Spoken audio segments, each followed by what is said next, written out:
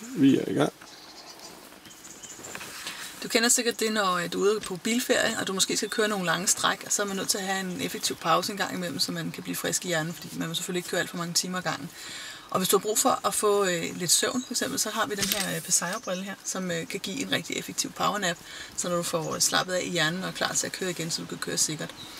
Og man holder selvfølgelig ind på parkeringspladsen, fordi det er selvfølgelig ikke meningen, at man skal købe den her brille på. Det vil være en rigtig dårlig idé. Men det fungerer jo egentlig sådan, at man bare tager sin brille her, som man har i rejsetasken for eksempel.